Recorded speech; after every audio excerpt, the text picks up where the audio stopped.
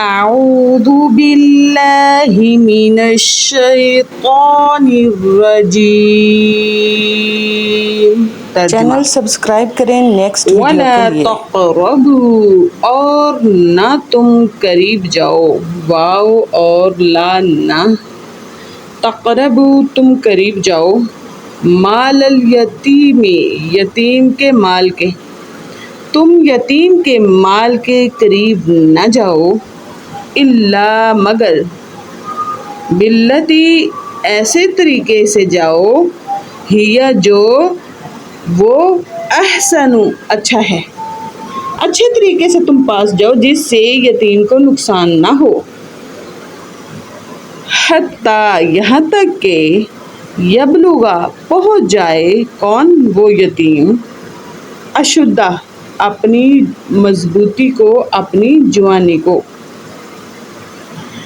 یہاں تک کہ وہ اپنی پختگی کو پہنچ جائے کون یتیم، وَأَوْفُوا اور تم پورا کرو، الکیل والمیزان ماپ اور تول کو، ماپ اور تول کرتے ہوئے پورا کرو، کمی نہ کرنا، بہت گناہ ہے۔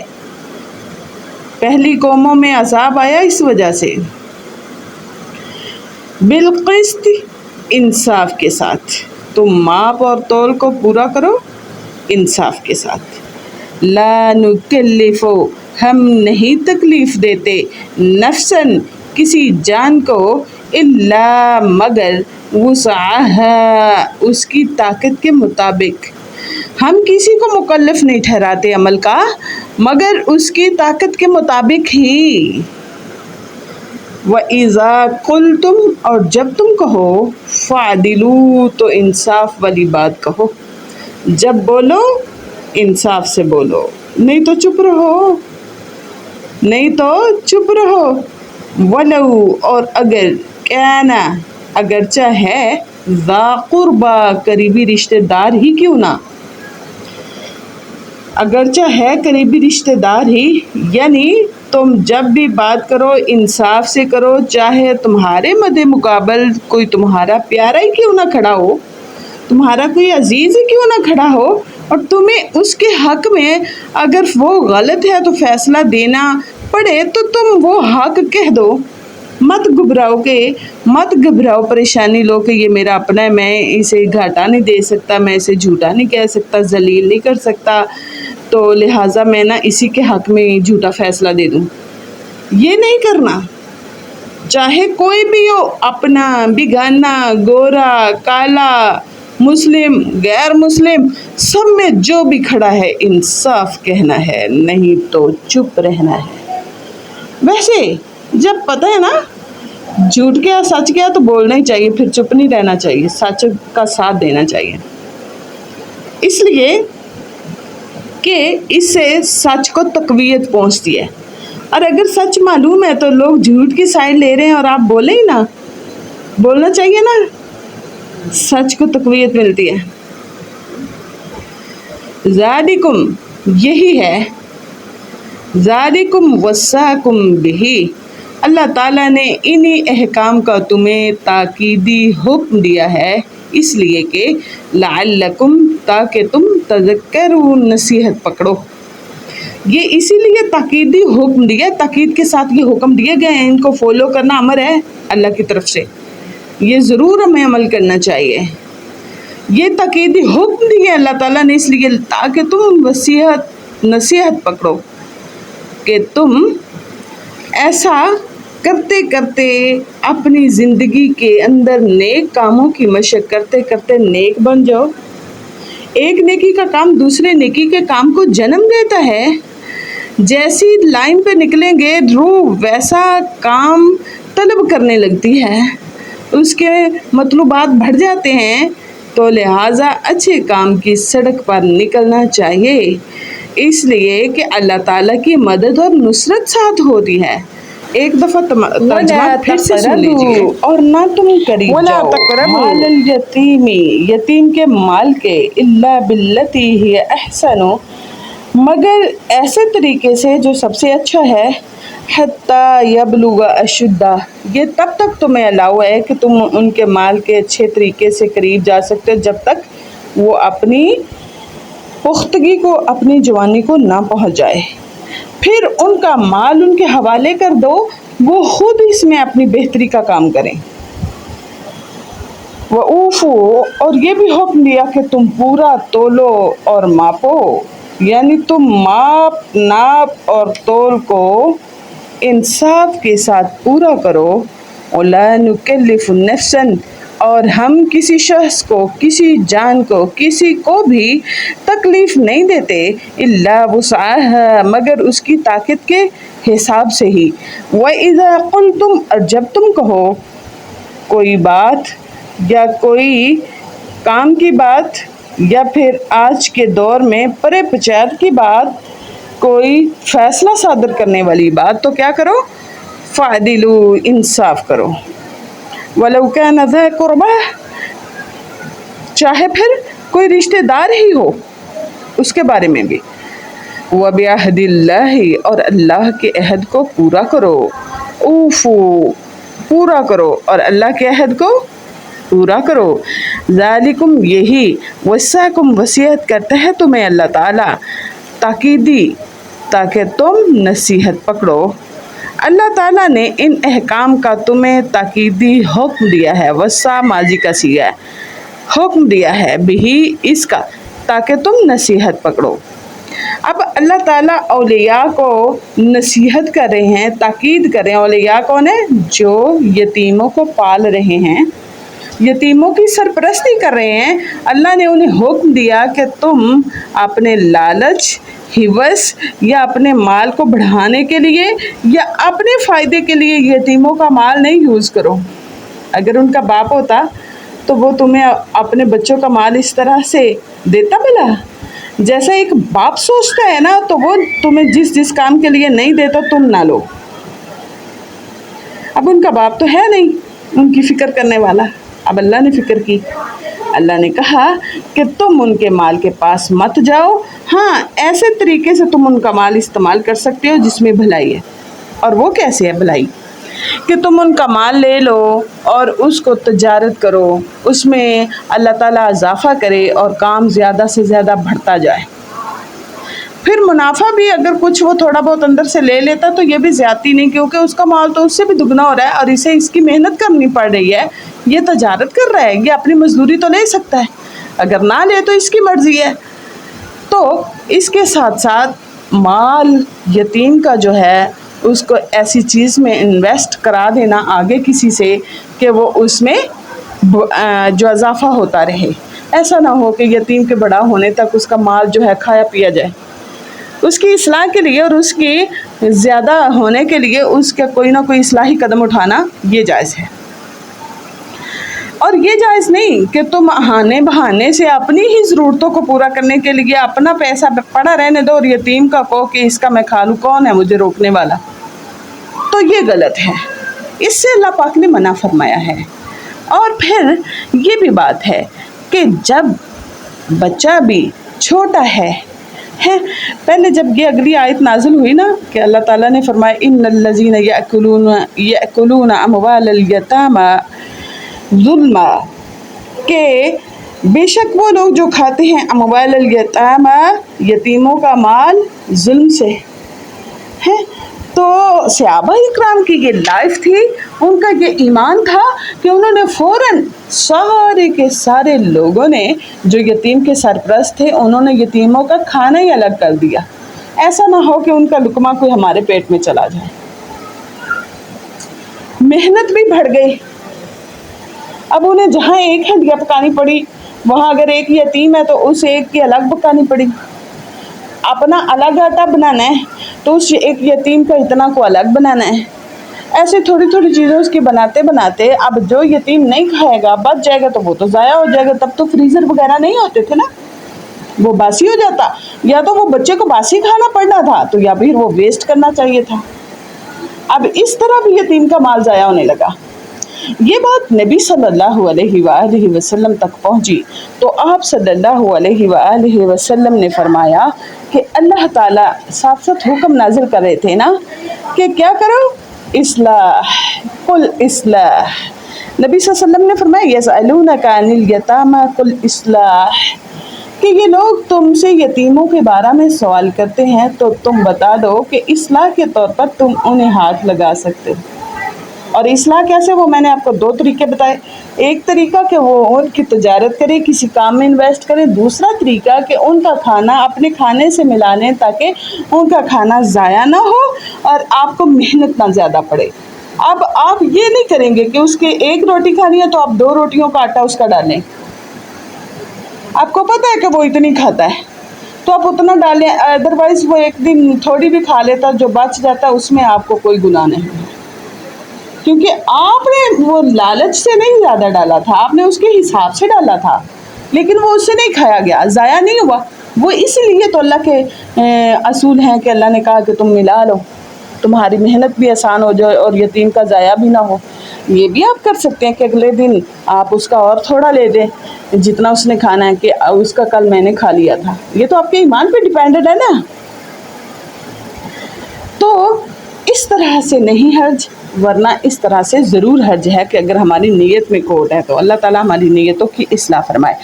ہاں، ایک اور بات، یتیم کو مال کب واپس کرنا ہے اس کا؟ جب وہ عقل مند ہو جائے، اسے اچھے برے کی تمیز آ جائے، اسے نفع نقصان کا پتہ چل جائے کہ میں نے اپنا مال کہاں انویسٹ کرنا ہے اور کہاں ویسٹ کرنا ہے اور کہاں نہیں۔ مال بھی کو ویسٹ کرتا ہے نہیں نا، جہاں بھی وہ لگاتا ہے سوچ سمجھ کے لگانے کے قابل ہو جاتا ہے تو آپ اسے بلوغت کو پہنچ جائے، اشدہ مضبوطی کو پہنچ جائے، وہ پختگی کو پہنچ جائے، عقل کی، جسم کی اور اپنے فیصلوں کی مضبوطی، پختگی، تو اس کا مال اس کے حوالے کر دینا چاہیے۔ اب یہ نہیں کرنا چاہیے اس کو شروع سے تو پالا ہے، پوسا ہے، اب اس کو پر لگ جائیں گے، اس کا مال اس کو دیں گے اور یہ ایسے کرتا پھرے گا اور ہمیں کیا فائدہ؟ ساتھ رکھیں گے تو اس کا کھاتے رہیں گے اور یہ ہمارے اندر میں رہے گا، چپ رہے گا، ہم نے پالا ہے، کھاتے رہیں گے کھاتے رہیں گے۔ ہائے ہائے، ایسا کھانا ظلم ہے۔ یہ بچوں کا پالنا ثواب نہیں ہے، یہ تو لالچ ہوس بن گئی اور اس کا کوئی فائدہ نہیں، نقصان ہی نقصان ہے۔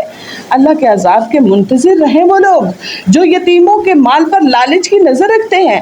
اور یتیم ایک کمزور چیز ہے نا، وہ بیچارے بول نہیں سکتے۔ اس معاشرے میں 2 ہی کمزور چیزیں ہیں جو اپنا حق بھی نہیں لے سکتے بیچارے، ایک بچے یتیم اور دوسری عورت۔ اگر اس پر بھی اس کے حق اپنی نہ دیں عورت کے تو بیچاری بولتی نہیں ہے، بڑے وزن ہے اس کے کندھوں پر اس کے اپنے پیاروں کے رشتوں کے، لیکن پیارے رشتوں کو تو اس کا کوئی وزن نہیں آتا، وہ بیچاری چپ کری جا رہی ہے اور وہ اس کا کوئی خیال ہی نہیں کر رہے، یہ کمزور ہیں۔ تو اللہ تعالیٰ نے بتلا دیا کہ کسی کمزور کا، ناتواں کا اسلامک معاشرے میں حق نہیں کھایا جائے گا۔ اصول بنا دیے، قوانین بنا دیے، بھئی کوئی بھی کسی کا حق نہیں کھا سکتا۔ کھا سکتا ہے، اللہ نے ایک بندہ فوت ہو رہا ہے تو اس کی وراثت بھی تقسیم کر دی، اس کی وراثت بھی تقسیم کر دی ہوئی ہے کہ بعد میں کوئی زیادہ یا کم یا کمزور سے طاقتور لے جائے، ایسا نہیں۔ اسی طریقے سے ہر ایک کا خیال کیا اللہ تعالیٰ نے، یہاں یتیم کا بھی کیا۔ اللہ فرماتے ہیں کہ یتیم کے مال کے قریب نہ جاؤ مگر ایسے طریقے سے جو بہتر ہے، یتیم کے سرپرست والد موجود نہیں، اسی لیے ان کو حکم دیا گیا ہے کہ ان کے والد جیسی اصلاح چاہو۔ یتیم کے مال کے پاس نہ جاؤ، یعنی بغیر ضرورت کے، جو یتیم کو ضرورت ہے نا اتنا ہی جاؤ، اس کے علاوہ نہیں۔ بغیر کسی سبب کے اپنے لالچ کا نشانہ اس کے مال کو مت بناؤ۔ مال کو اپنا معاوضہ لینے کے لیے استعمال نہ کرو کہ میں اس کی پرورش کر رہا ہوں، میں اسے پال رہا ہوں تو لہٰذا اس کا معاوضہ تو اللہ سے لینا آپ۔ ہاں، آپ اگر تجارت اس کے مال کی کر رہے ہیں تو وہاں محنت کر رہے ہیں، وہاں سے آپ لے سکتے ہیں، لیکن آپ نے جو اس کی پرورش کی، اس کے ساتھ جو حسن سلوک کیا، اس کی قیمت نہ وصول کریں، اس کا معاوضہ نہ لیں، اس کا معاوضہ نہیں لے. اب ایک یتیم ہے اور اس کی بکریاں ہی ہیں اور اس کا سرپرست اس کی بکریوں کو سنبھالتا ہے، سارا دن اس کو گھاس چراتا ہے اور پھر ان کا دودھ دوتا ہے، پھر ان کی سیوا کرتا ہے، اور پھر اس کو اس میں سے کچھ دیا بھی نہ جائے تو وہ بیچارہ کہاں سے کھائے گا بھلا. وہ یتیم کو لا کے ہر چیز دے دے گا تو وہ سارا دن تو یتیم کی محنت کرتا رہا، مزدوری کرتا رہا، اب کھانا کہاں سے کھائے گا، اپنی فیملی کو کہاں سے افورڈ کرے گا. تو لہٰذا اس کے لیے تو جائز بنتے ہیں نا اپنی مزدوری لے لے، مزدوری سے زیادہ نہ لے کہ اس کا مالک تو میں ہوں، مجھے ہے کون پوچھنے والا کوئی. اللہ اکبر. اللہ ہماری اصلاح فرمائے. اللہ تعالیٰ نے فرمایا کہ اچھے طریقے سے اور معاملات میں اصلاح کے لیے تم مال کے قریب جا سکتے ہو یا پھر یتیم کو زیادہ سے زیادہ اس کے مال میں منافع کے لیے، ادروائز نہیں. ہاں ایسا سوچ سکتے ہو تم کہ اس کے مال کی اصلاح کی جائے، ایسا نہ ہو اس کے بڑا ہونے سے پہلے مال ختم ہو جائے اور وہ بیچارہ جوان ہو تو فقیر ہو چکا ہو. کیونکہ ایک جگہ سے کھائی جائیں اور اس کو کہیں کمائے نہ، اس پیسے سے پیسہ نہ کمائے تو وہ ختم ہی ہونا ہے. وہ پڑا تو نہیں رہے گا نا زیادہ ٹائم، اور جب وہ جوان ہوگا تو وہ بیچارہ ایک بیکاری بن جائے. اس کے مال کو پڑا رہنے سے تم یہ سستی نہ کرو، پڑا تو پڑا رہے، مجھے کیا، تم اس سے کوئی اچھا کام کر سکتے ہو، کرو، بلکہ اس کے لیے یہ نیکی ہے. جس کا اللہ نے حکم دیا وہ کرنا نیکی ہے. اس آیت کریمہ سے یہ دلیل بھی ملتی ہے کہ جس طریقے سے یتیم کو اس کے مال میں نقصان پہنچتا ہو، ایسا کوئی بھی طریقہ سرپرست نہ آزمائے. ایسے کسی بھی طریقے سے وہ اس کے مال کے پاس نہیں جا سکتا. یعنی ایسے طریقے سے مال کے قریب جانا یتیم کا نقصان ہے، تو نقصان کرنا گناہ کی بات ہے. سیدنا ابو ہریرہ رضی اللہ عنہ بیان کرتے ہیں کہ آپ صلی اللہ علیہ وسلم نے فرمایا، 7 ہلاک کر دینے والے گناہوں سے بچو. وہ 7 ایسے گناہ ہیں جو انسان کو ہلاک ہی کر ڈالتے ہیں. صحابہ نے عرض کیا، حضور وہ کون سے گناہ ہیں؟ تو آپ نے فرمایا اللہ تعالیٰ کے ساتھ شرک کرنا کیا ہے؟ ہلاک کر دینے والا گناہ ہے.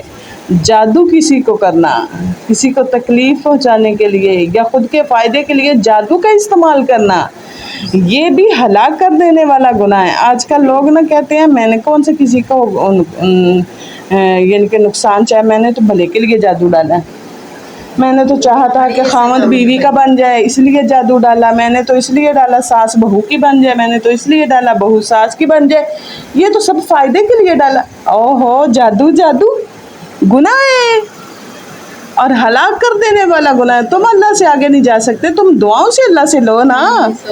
تو ایسا ہی چاہتے ہو کہ ہر کوئی بن محنت کیے بیٹھے بٹھائے ہر چیز مل جائے، یہاں تک کہ اللہ کی قدرت کو بھی اپنے انڈر کرنا چاہتے ہو. جادو ہلاک کرنے والے گناہوں میں سے ایک ہے. اور ایسی جان کو قتل کرنا جس کو قتل کرنا اللہ نے حرام کیا ہے، وہ بھی ہلاک کر دینے والوں میں سے ایک گناہ ہے. سود کھانا ہلاک کر دینے والے گناہوں میں سے ہے.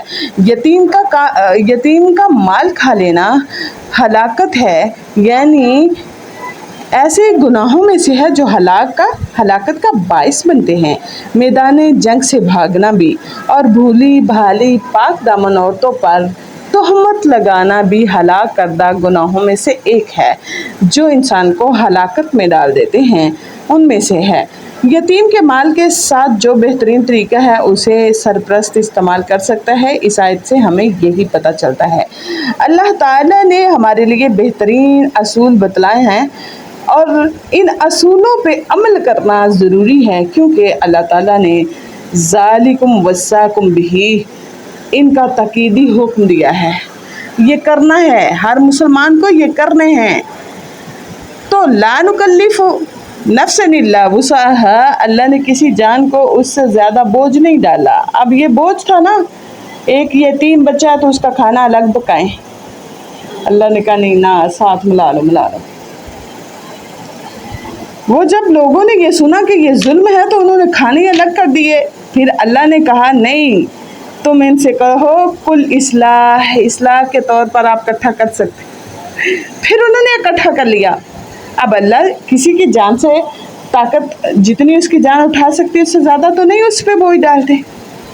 وَإِذَا قُلْتُمْ، اور کہا جب کہو تو انصاف کی بات کہو. ہائے افسوس ہوتا ہے بہت زیادہ کہ آج کے معاشرے میں ہمارے پاس انصاف ہی تو نہیں رہا. ہم انصاف نہیں کہتے، اور جب کوئی کہتا ہے تو ہم یہ امید رکھتے ہیں کہ ہمارے لیے انصاف کہے، تو وہ بھی انصاف نہیں کرتا. کیوں؟ جیسا کرو گے تو ویسا ہی بھرو گے نا.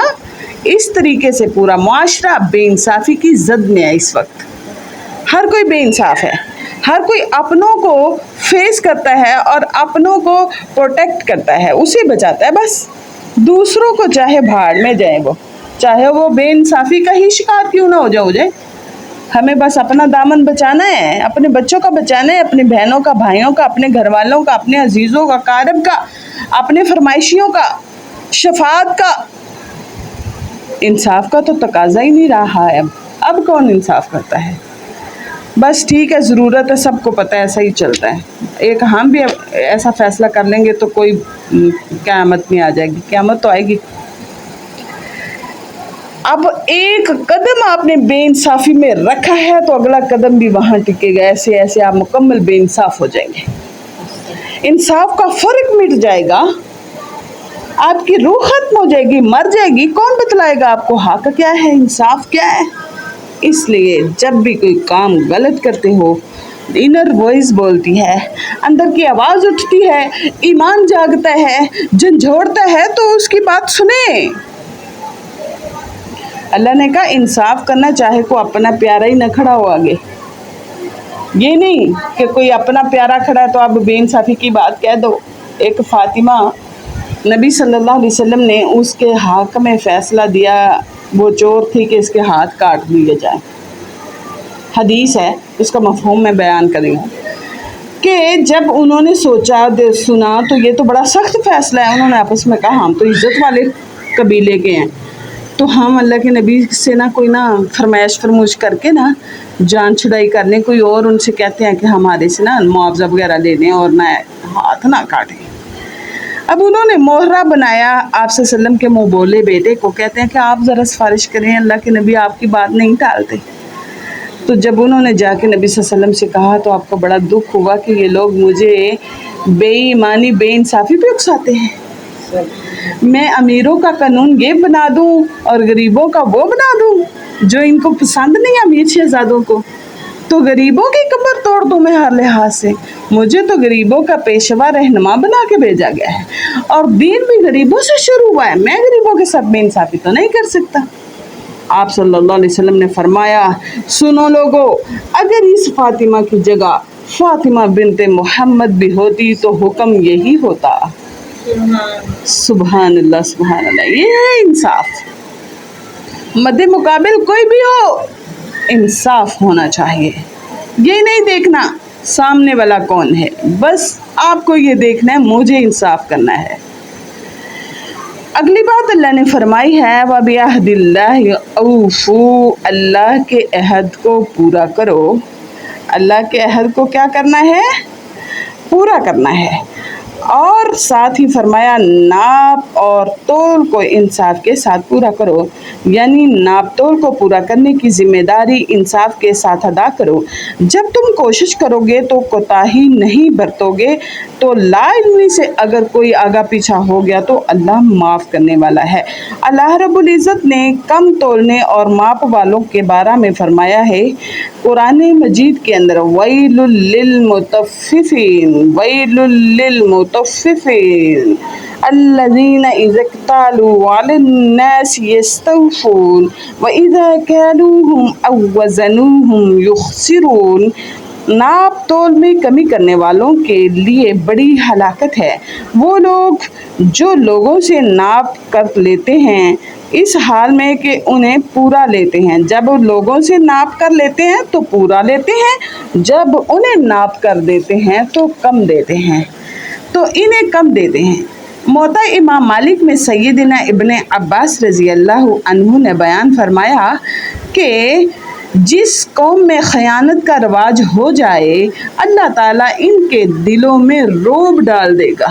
ان کے دلوں میں طاقت نہیں رہے گی، ہمت نہیں رہے گی. وہ بردبار یا پھر یوں کہ بہادر نہیں رہیں گے. اللہ اکبر، آج ہماری بہادری نہیں ہے کسی کی بھی. کیوں بلا؟ یہی چیزیں تو کم پڑ گئی ہیں ہمارے اندر، خیانت عام ہو گئی ہے، تو بردباری اور بہادری ختم ہوگی، بہادری ختم ہوگی. اللہ رب العزت کے اس قانون کو تو دیکھیے اس حدیث میں، اور جس قوم میں زنا کاری پھیل جائے ان میں موت زیادہ ہوگی. استغفر اللہ. اگر زندگی لمبی چاہتے ہیں تو اپنی زندگی میں حیا لے آئیے.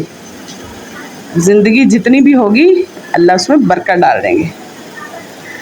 اور جو لوگ ناپ تول میں کمی کریں گے ان کا رزق منقطع ہو جائے گا. ہائے ہائے ہائے، کٹ جائے گا، لگاتار تسلسل نہیں رہ جائے گا، ان میں ختم ہو جائے گا پیچھے سے. اور جو لوگ ناحق فیصلے کریں گے ان میں قتل و خون عام ہو جائے گا، قتل و غارت عام ہو جائے گی. آج قتل کیوں زیادہ ہے؟ یہ وجہ ہے لوگ فیصلے حق پہ نہیں کرتے. ہماری عدالتیں جج بیٹھے ہوئے ہیں، وکیل بیٹھے ہوئے ہیں جھوٹ کے سپورٹر، تو قتل عام کیسے نہ ہوگا؟ اور جو لوگ عہد کی خلاف ورزی کریں گے ان پر دشمن مسلط کر دیے جائیں گے. وَأَقِيمُوا الْوَزْنَ بِالْقِسْطِ وَلَا تُخْسِرُوا الْمِيزَانَ، اور انصاف کے ساتھ وزن قائم کرو اور ناپ اور تول میں گھاٹا نہ دو. لَا نُكَلِّفُ نَفْسًا إِلَّا وُسْعَهَا، ہم کسی جان کو تکلیف نہیں دیتے مگر اس کی طاقت کے مطابق ہی.